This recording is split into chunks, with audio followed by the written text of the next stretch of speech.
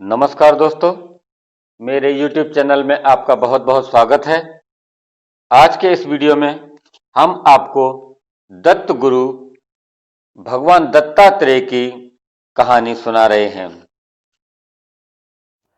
प्राचीन मान्यताओं के अनुसार महाराष्ट्र के कोल्हापुर में आज भी नित्य जाप व ध्यान करते हैं भगवान विष्णु के अवतार भगवान दत्तात्रेय।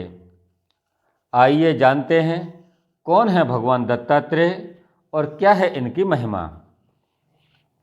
श्रीमद् भागवत और ब्रह्मांड पुराण की कथाओं के अनुसार भगवान दत्तात्रेय अत्रि ऋषि और देवी अनुसुईया के पुत्र हैं।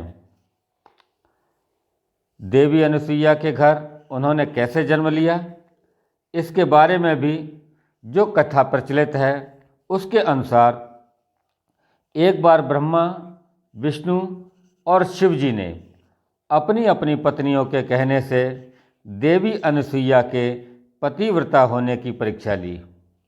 इसके लिए तीनों देवता ब्रह्मा, विष्णु और महेश ऋषि रूप धारण करके अर्थात मुनि रूप धारण करके देवी अनुसुईया के आश्रम पहुंच गए और उनसे भोजन की कहने लगे। साथ में उन्होंने कहा कि वे भोजन तभी ग्रहण करेंगे जब अनुसुईया उन्हें निर्वस्त्र होकर भोजन कराएंगी। इस पर देवी अनुसुईया ने उनके आग्रह को स्वीकार करते हुए तीनों ऋषियों को अपने तप के बल पर उन्हें बाल रूप में परिवर्तित कर दिया। उसके बाद उन्होंने तीनों बालकों को अपना स्तनपान करा दिया अर्थात उनको भोजन करा दिया।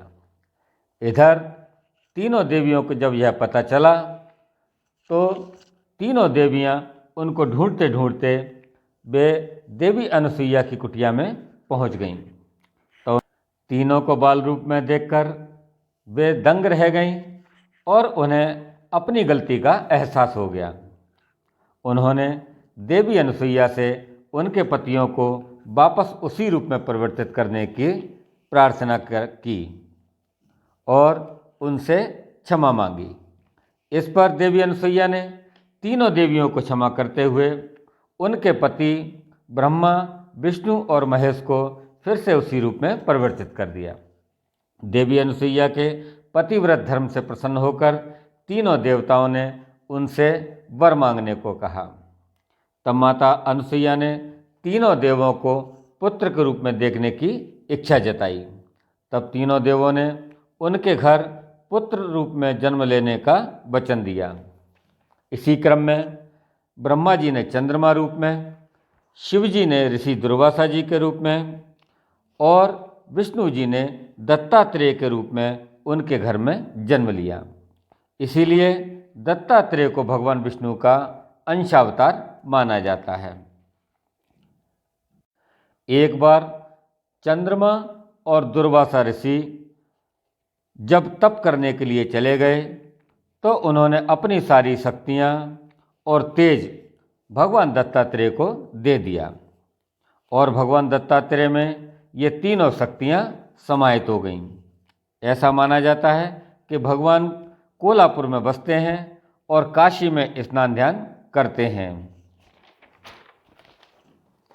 काशी में मणिकर्णिका घाट को इसीलिए भी बड़ा माना जाता है क्योंकि वहाँ पर भगवान दत्तात्रेय निवास करते हैं। ऐसी भी मान्यता है कि यहाँ भगवान दत्तात्रेय सुबह के समय ब्रह्मा जी के रूप में, दोपहर के समय विष्णु जी के रूप में और शाम के समय शिव जी के रूप में रहते हैं।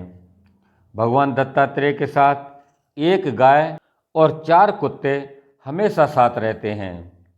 गाय को धरती माता का और चारों वेदों को कुत्तों के रूप में माना जाता है जो हमेशा उनके साथ रहते हैं।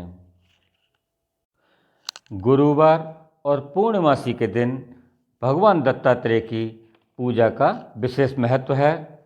भगवान दत्तात्रेय की पूजा करने से सभी मनोरथ पूर्ण होते हैं और उनकी विशेष कृपा प्राप्त होती है।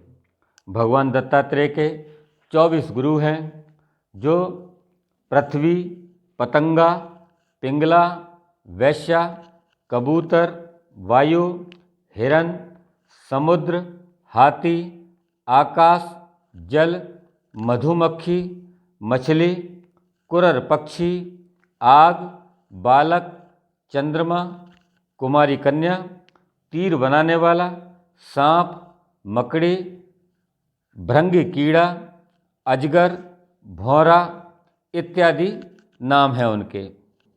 दत्त गुरु भी भगवान दत्तात्रेय को ही कहा जाता है। भगवान दत्तात्रेय के देश भर में कई जगहों पर मंदिर हैं, जिनमें गुजरात के नर्मदा में भी एक विशेष मंदिर है।